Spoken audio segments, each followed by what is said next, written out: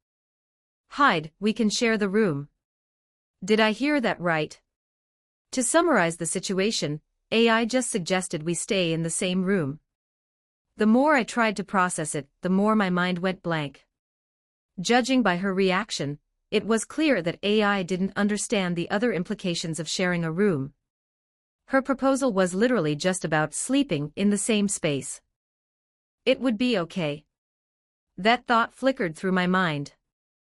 Honestly, for two people who are as close as we are, just sleeping in the same room shouldn't be a problem as long as we keep our distance. Sure, let's share. I managed to force the words out, swallowing hard against a dry throat. Excuse me.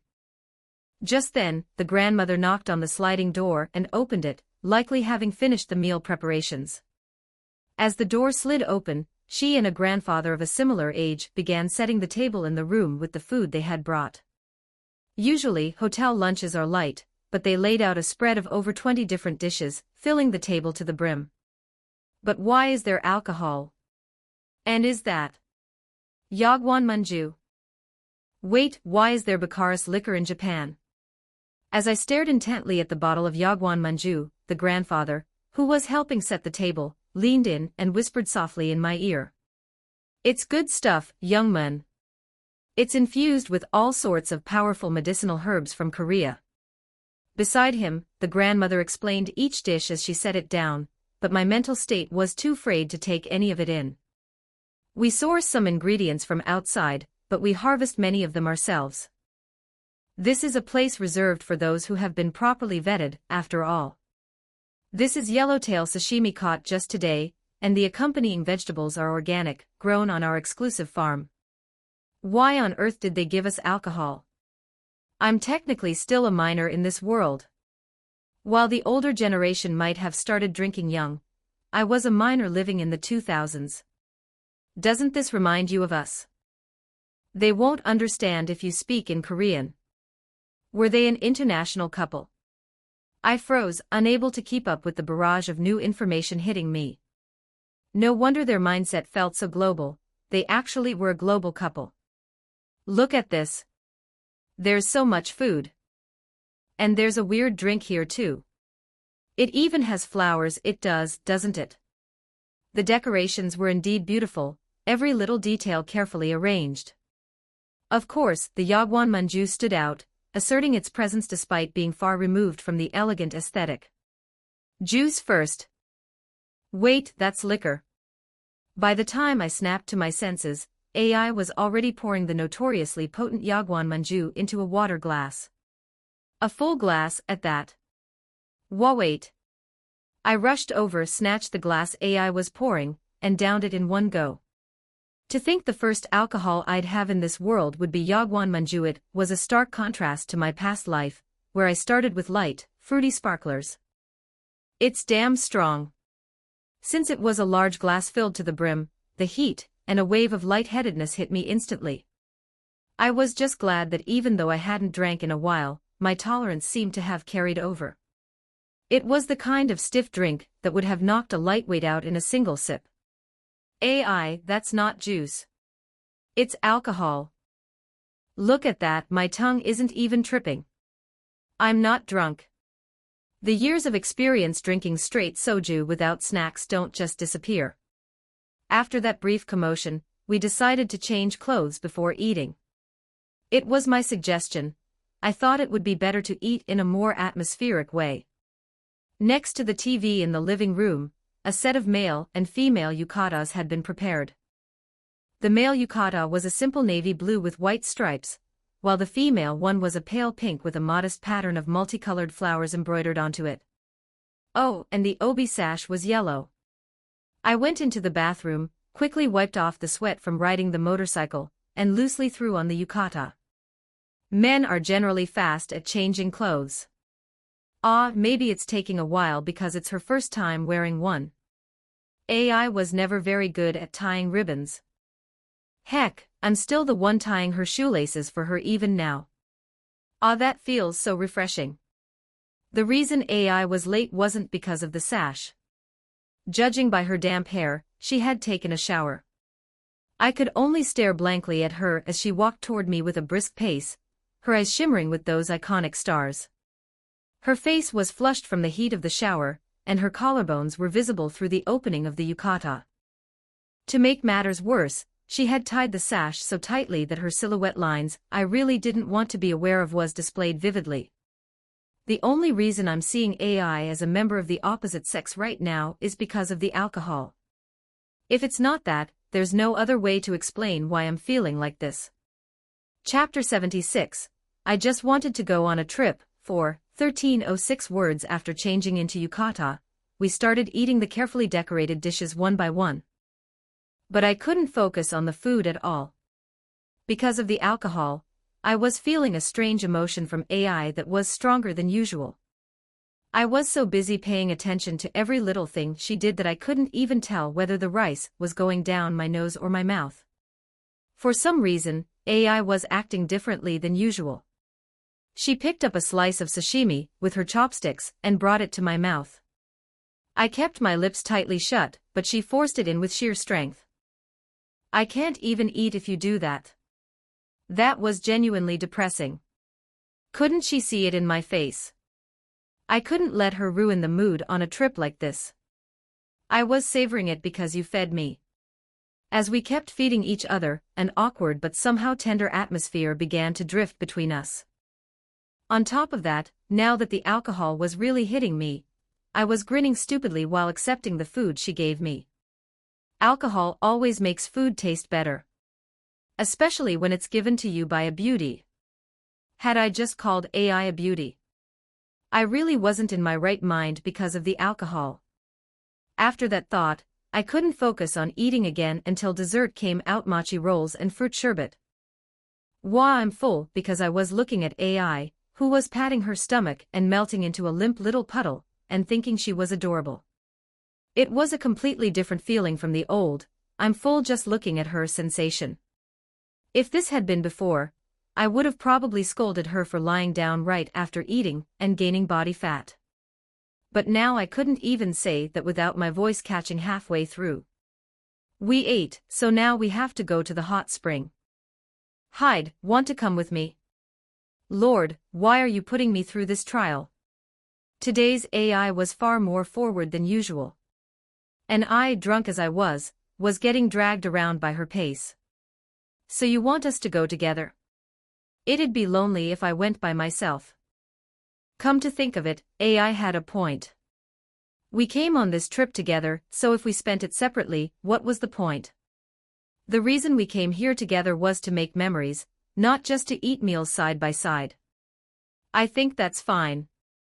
I didn't know why she looked so flustered, but I thought it was a good idea. If anything, if you thought of it as a water park instead of an open-air bath, it wasn't a big deal.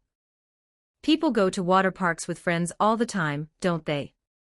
So we decided to take a bath, and just like before, I would change in the bathroom, while AI changed in the shower room. It felt like we were changing clothes a lot, but that's just how life goes sometimes. You're not supposed to swim after drinking, though. With that thought in mind, I changed into something light and headed to the open-air bath, where I could faintly see AI already dressed and enjoying the water. I'm here, Furs. The outfit AI was wearing was nothing like what I had imagined. Her top was tied up high so it wouldn't slip down, and her shorts were very short denim ones. Her pale neck and AI's signature violet hair swayed softly, throwing my vision into disarray. The loose strands of hair, the way her face had turned red from the heat of the bath, and the shy expression on her face made my breathing come faster. Where had that usual wild, unpredictable energy gone? AI had her head lowered, looking embarrassed. Because it's embarrassing. Seeing that, I found myself stepping into the open-air bath as if under a spell. Even if I tried to control myself with superhuman restraint, this body was still that of a drunk teenage boy. And I wasn't a man with enough self-control to overcome all of that. It'll be hot. Just as AI said, the water in the bath was hot, but I still moved forward as if possessed. Because one thought had swallowed my head whole. I had something I absolutely had to say, and I had to say it now. AI, I have something to tell you. It was a feeling I had tried so hard to deny. A feeling I had barely managed to suppress when it tried to burst out. A feeling I had kept turning away from whenever it rose in my mind. I had kept denying it with excuses about arrhythmia and whatever else, but the truth was, I had already realized it the moment I saw her at the Grammy Awards. During the world tour, I had suddenly found myself asking a question. If AI were to be with someone other than me, would I be able to endure that sight? Of course I would be able to endure it. Along with pain so sharp it would feel like my chest was being torn apart. But the fact that something that painful would come with it meant that the feelings I had for AI were not ordinary affection. The feelings I held for AI were romantic love. With alcohol in my system and my body submerged in hot water, my reason had already stopped working long ago. And before I knew it, I was holding AI's hand and meeting her violet eyes, the ones I had avoided for fear that the feelings I had been suppressing would spill out. This was the first time I had ever taken AI's hand first. Ever since the world tour started, I've been thinking about it the whole time. What exactly are the feelings I have for you, AI? AI knew already. SVPN MWT6EFJRQJRJMGV1CNVD9SXMEN K9MTYTKDXO4MFFOMNVRAFVPCWG. AI, who was looking back into my eyes, was wearing an expression that seemed on the verge of tears for some reason. I also knew that Hyde had been having a hard time lately. So I regretted it, thinking I'd put an unnecessary burden on you.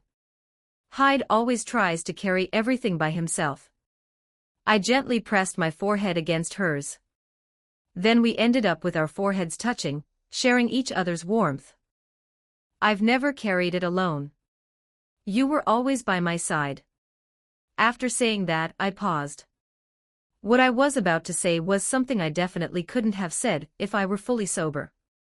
Once these words left my mouth, our relationship would clearly become something completely different from what it had been until now. But now I could say it with certainty.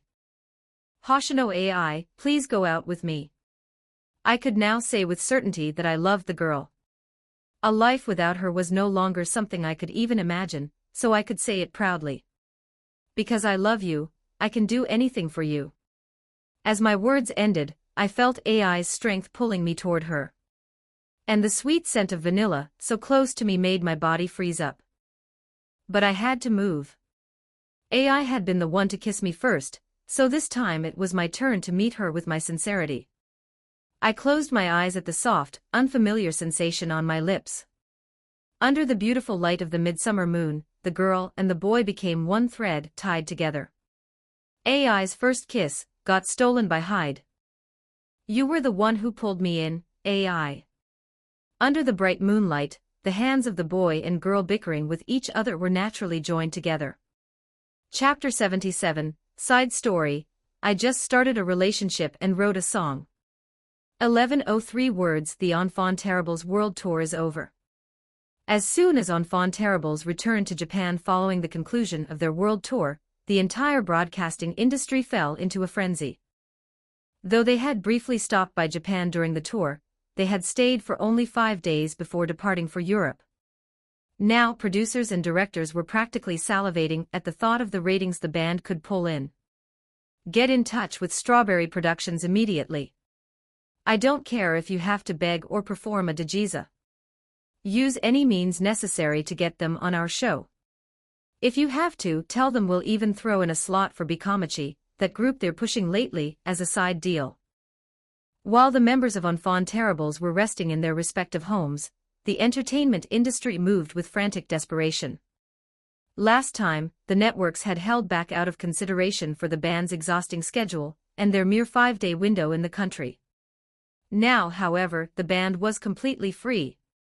Since they had just finished a world tour, their schedule should, in theory, be wide open. Driven by those soaring expectations, every TV station and advertising agency in the country sent out proposals simultaneously.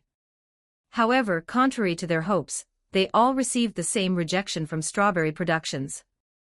They rejected an offer from Dentsu. We control 50% of the Japanese advertising market. Our program exports its platform rights overseas. It's a global hit. They rejected us without a single moment of hesitation. The industry professionals were naturally disgruntled, but they couldn't help but concede to the band's sheer audacity. If they need a break, I guess there's nothing we can do. I'm so jealous of Asayan for getting that boost from them. Seriously jealous.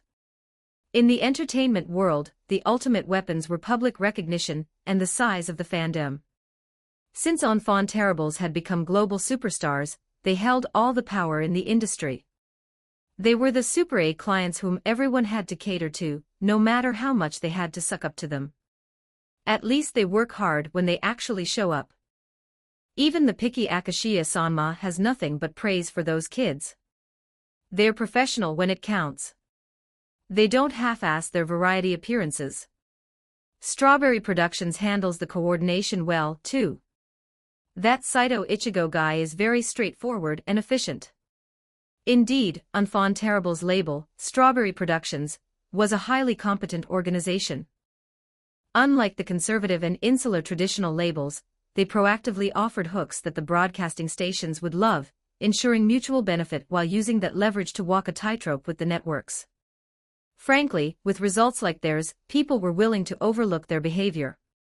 From a network's perspective, wasn't it better to have them appear when they were in peak condition and shatter rating records than to force a mediocre appearance?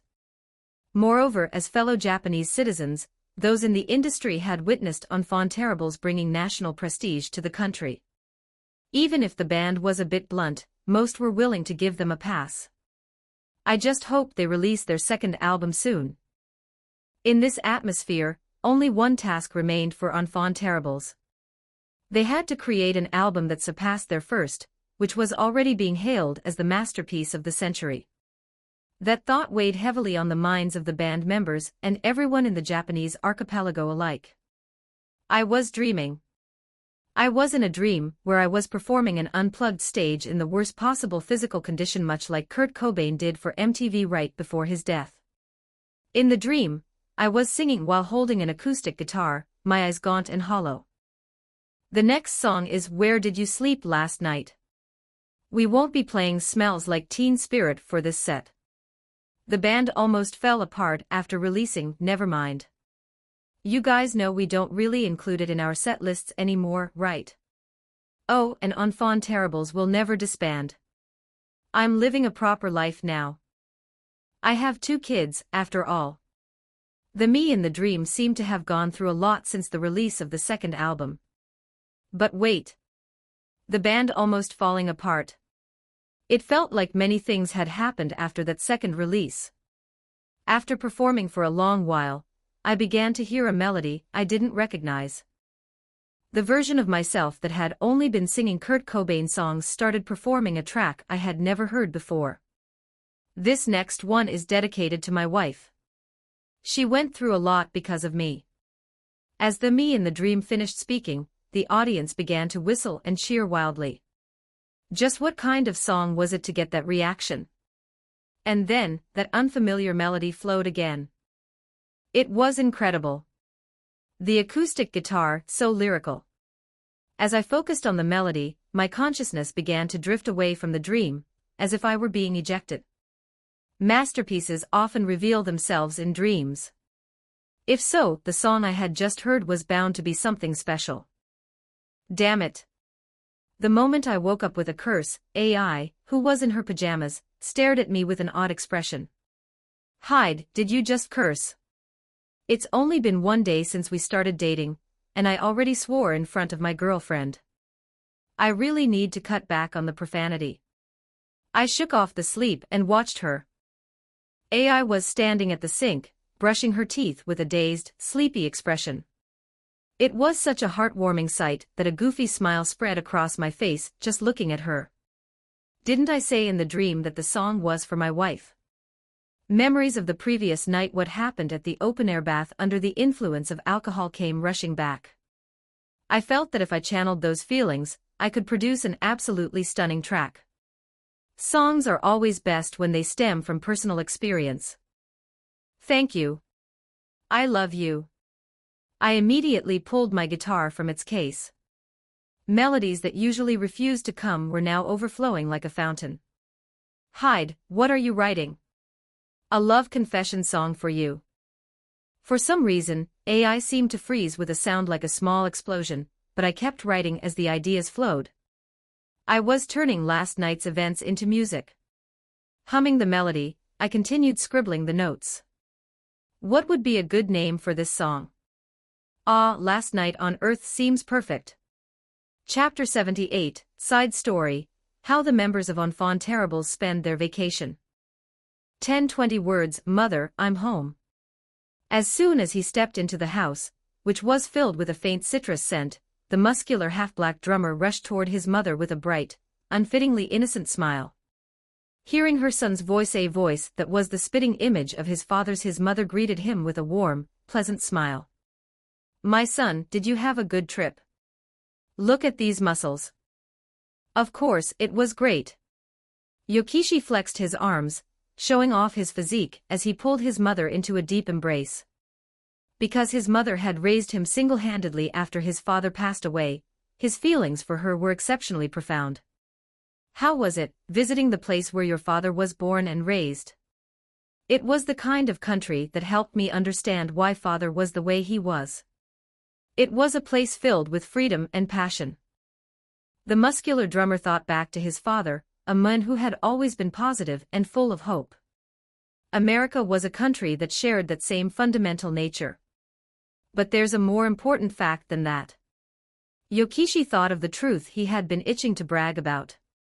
The fact that his mother, who had been drowning in debt all this time, and he himself, would never have to suffer through such things again. Mother, you can enjoy your retirement in peace now. Just the amount currently sitting in my bank account is over 100 billion won. That is truly incredible. Mother, I know we've grown attached to this place, but let's leave this apartment behind. The mother nodded, but a trace of lingering regret was clear on her face. This apartment, this is the house where she lived with father before he passed. Looking at his mother staring at the old family photo with his father, Yokishi understood why she felt bittersweet despite the good news. But it was time to let go of the past. While it was a precious space where they had lived with his father, it was also a place that had become far too dilapidated under the weight of time. In particular, due to structural issues, the flowers of mold blooming all over one wall were certain to ruin his mother's health in the long run. The living must overcome their grief and move forward. Nothing changes by simply longing for the past. Of course, Yokishi understood why his mother held such an attachment. For mother, father was the man who made her give up everything to be with him. She had told him many times that she was born the daughter of a prestigious family, yet she had overcome her family's fierce opposition and run away in the middle of the night, with just a single suitcase to be with his father. Mother, do you want to go out and eat something delicious? He missed his father, too. But now was the time to look toward the future. You just arrived, you must be tired, are you sure you're all right? Mother, American protein shakes are top tier. I've been eating well, so I'm full of energy. Let's head out. As mentioned, he did miss his father. But leading a happy life with his mother was more important than that yearning. Mother, you have to stay healthy for a very long time.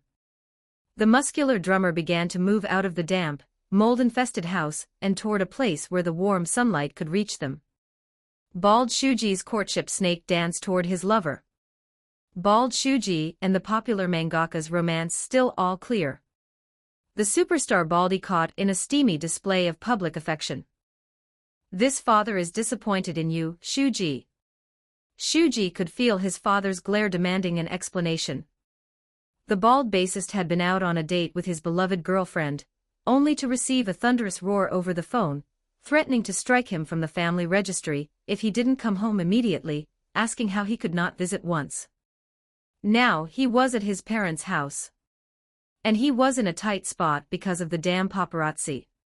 Since he had physically beaten every paparazzi who tried to follow him, none of them dared to cling to him in America. But this was Japan. Damn it, whoever it was, if I find them, they're half dead.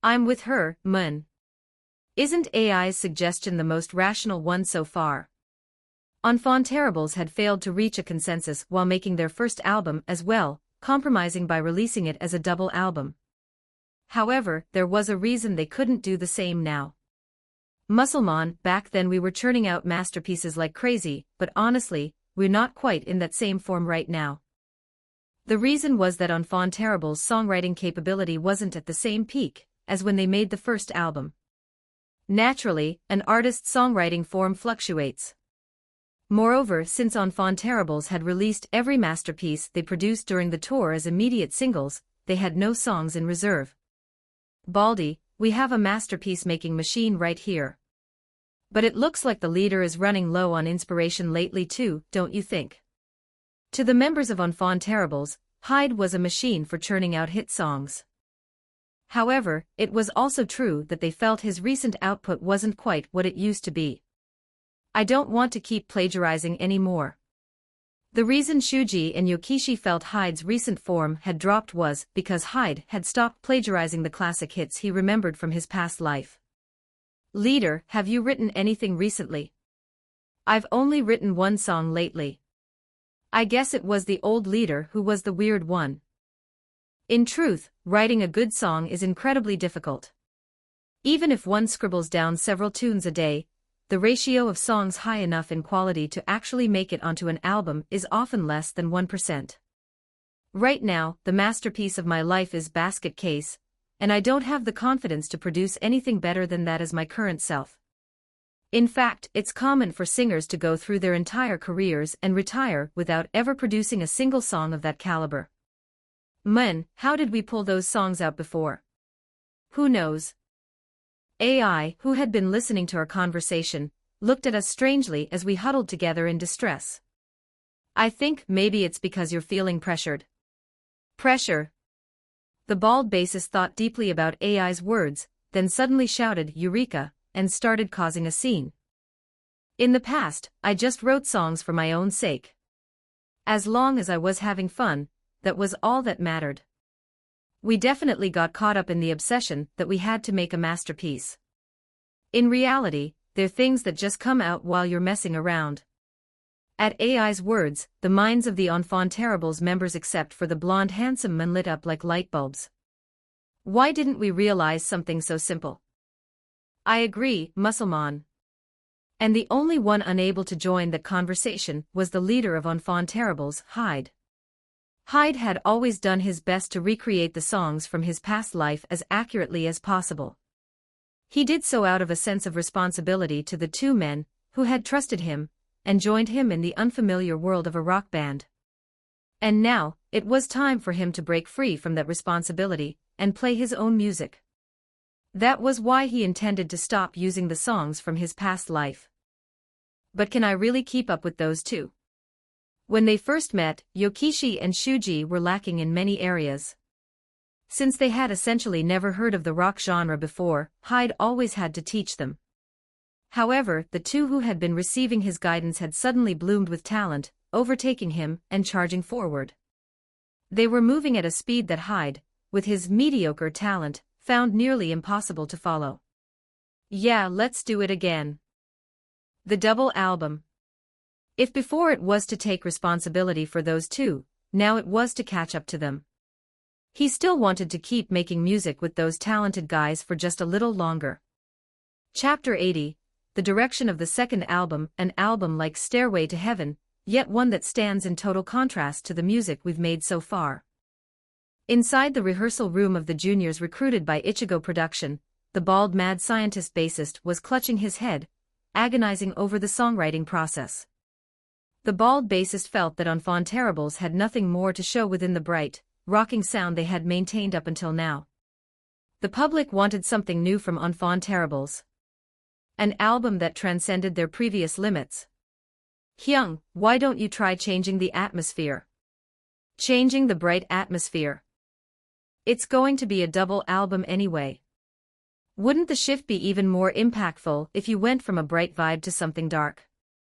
Originally, the bald bassist's forte was creating dark tracks with a clear narrative arc, layered with deep messages.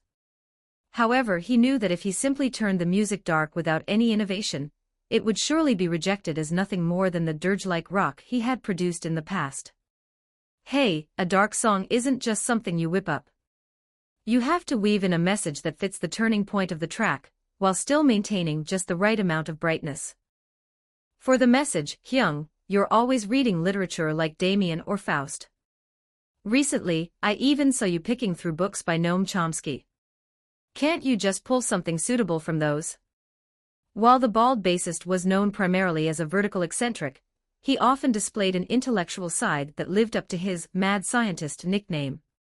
Considering his favorite genre was essentially opera, it was perhaps inevitable. I only read that Noam Chomsky book because you recommended it. Besides, putting 12 dark tracks into an album would be suicide. Who would listen to that?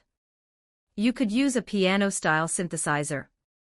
A new model just came out, and I'm learning how to play it myself. As he listened to his junior, the bald bassist's face lit up. Certainly, using a synthesizer would allow him to calibrate the tracks, so they wouldn't descend into pure gloom. An opera-like structure, a dark melody, and a message of social criticism. The mad scientist was attempting to move beyond the teachings of Hyde, the band's leader, to carve out a new domain of his own. You're exactly right. I'll combine the leader's strengths with my own. I'll blend my own colors into the palette of Enfants Terribles. Good luck. I'm going to make an album that'll leave both the other baldies and the leader slack-jawed. For the record, the name of the junior who advised Shuji was Sakamoto Ryuichi. And Sakamoto Ryuichi was currently learning the synthesizer, with the intent of joining Enfants Terribles. What should I do for the second album? The second album had to be different from the first. Our band, Enfants Terribles, had already exhausted everything there was to show in our previous genre Britpop, or more accurately, British modern rock. I've already used up the best songs in that field. It was a genre with a short lifespan to begin with. Sitting alone with my guitar, I was deep in thought. I had long since used the tracks of Oasis, the absolute titans of Britpop in my past life. I could use songs from their rivals, Blur, but the problem was that I hardly listened to Blur back then, so I couldn't remember them well. Yokishi and Shuji are also starting to want a change in genre. Those two, who had once simply followed my lead, were now building their own distinct styles. Yokishi had established a worldview blending hard rock and metal, while Shuji had long since settled into a mix of progressive rock and art rock. If I tried to push an album with the same feel as the first one on them now, they would surely reject it. I strummed the guitar idly while I deliberated. The music I pursued was the kind that delivered a message through simple, easy melodies. Dun dun dun. Suddenly, a familiar riff began to resonate from my fingers. It was the iconic riff from Nirvana's masterpiece, Smells Like Teen Spirit. If it's Nirvana's Nevermind, it might actually work. Come to think of it, I remember seeing a dream where we released Nevermind as our second album. It made sense. The Britpop genre we had been doing was originally born as a reaction against the grunge rock scene led by Nirvana. If we were going to pivot to something different, there was no better choice than this. Those two will definitely agree to this album, too. The core genre of Nevermind is grunge. Grunge is less sharp than metal and lacks the bluesy stickiness of hard rock, which makes the sound less overwhelming for the average listener. In other words, Nevermind was an album that could satisfy both Yokishi's desire for a raw, heavy sound and Shuji's preference for somber, moody tracks. Then, I caught my reflection in the rehearsal room mirror. I looked exactly like Kurt Cobain. Since I look so much like him, does that mean Kurt Cobain doesn't exist in this world? When I first arrived in this world, I had shamelessly plagiarized masterpieces from the past. Since this was a world where even the concept of a band, let alone rock music, was scarce, I had assumed that the legendary artists who defined rock wouldn't exist here either. Looking at my reflection, I had a thought. Would it be okay to plagiarize Kurt Cobain's songs? If the person doesn't exist in this world, it shouldn't matter if I use the songs. I had begun to feel a sense of guilt toward plagiarism ever since I learned the truth, but strangely enough, I felt no such resistance when it came to Kurt Cobain's music. Chapter 81, I just wanted to start a band, but the journey to America feels unusual from the start. 1256 words. While Enfant Terribles was preoccupied with resting and producing their next album, the organizers of the American Music Awards were navigating a frantic schedule. The awards were set to take place in early September. Consequently, officials were losing their minds trying to select nominees based on various metrics and broader social influence. The judges reviewed several benchmarks to finalize the nominations. Michael Jackson is still as relevant as ever. Look at these fan vote records. That man, a has-been. The media really loves to spin a tall tale, don't they? Unlike the Grammy Awards, the American Music Awards placed a significantly higher weight on public voting than on the evaluations of industry professionals. For this reason, unless there was an astronomical gap in quality, the sheer firepower of a fandom frequently flipped the results at the AMAs. This is just overwhelming. Well, unlike Jackson, they're sucking up votes from every corner of the globe. I suppose it was bound to happen. And the firepower of the Enfant Terribles fandom was nothing short of monstrous. In a way, it was only natural. Enfant Terribles was a group that had sparked a global band craze, and was just now entering their absolute prime. Even considering that, aren't these numbers a bit much? The AMA judges stared at the fan voting records, let out hollow laughs, and began finalizing the winners. Naturally, there was no room for dissent. To think they actually surpassed Mariah Carey to hit 17 consecutive weeks at number 1. Isn't this unprecedented for a rookie? They've sold a ridiculous number of albums too. It's a double album but still, 70 million copies sold. Honestly, once the iPod came out, I thought the era of physical records was dead. Enfant Terribles wasn't just dominating the fan votes, they were crushing every other category. The 2007 Billboard charts had effectively been occupied by them. The New Artist Award has to go to Enfant Terribles, frankly. Wouldn't it be appropriate to give Favorite Pop Album to them as well? Look at this. Their critical reception is excellent too. If even a stickler like Paul McCartney gives them a perfect score, that says everything. As the judges continued their consultation, they noticed something strange. The name Enfant Terribles was appearing relentlessly in every single category. They're sweeping the whole damn board, aren't they? How far will Enfant Terribles go? 6 nominations secured at the American Music Awards. The invasion continues. Enfant Terribles nominated for Artist of the Year, Album of the Year, Favorite Collaboration, and more. Following the wave of good news, the Japanese archipelago was already in a state of loud, hyperactive excitement before Enfant Terribles could even depart for the United States. In reality, the members were so focused on crafting their second album that they barely spared a thought for the AMAs. It also helped that since the AMA selected winners based on popularity and commercial success, the band members themselves didn't place much prestige on it. With work on the second album nearly finished, Enfant Terribles appeared at Haneda Airport to catch their flight. Cohen, what are your predictions for the results? A reporter threw a question at the handsome blonde youth serving as the leader and frontman of Enfant Terribles. Well, won't we just take them all? Normally, receiving an award should elicit emotions like curiosity or excitement, but none of that could be felt from the blonde youth. Watching the boys' reaction, the reporter realized one thing. That isn't just confidence. It's a rock-solid conviction that they will sweep every single trophy. Seeing the other members echoing Hyde's nonchalance, the reporters all shared the same thought. At this American Music Awards, Enfant Terribles was going to create yet another syndrome. Why was I being a fool and flying business class all this time? The bald bassist was receiving a scalp massage on his glistening head while watching a movie on a staggeringly large screen. I told you we should have been flying first class ages ago. Makoto, still, isn't it a waste to burn 20 million won just for a few hours of travel? Unlike business class, first class was obscenely expensive. A single seat could easily exceed 8 million won as a base price. Of course, none of the Enfants Terribles members were hurting for money, but until just a year ago, they were ordinary commoners eating triangular kimbap from convenience stores. Hey, boss. Look at this. 3 beautiful ladies are focused solely on me, giving me intensive care. God damn it. The muscular black drummer, sitting in the seat next to the bald bassist, was grinning like a country bumpkin who had just moved to the city, flexing his muscles at the flight attendants while talking to them. Ladies, how about we head over to the lounge and have a little chat? Yokishi was the only single member of Enfants Terribles. Every time he saw the 2 couples acting all lovey-dovey around him, he felt a sharp chill of loneliness. In particular, when he first heard that AI, the group's mascot who received everyone's undivided affection, was dating the blonde frontman, he had seriously considered using his muscles to fold Hyde in half.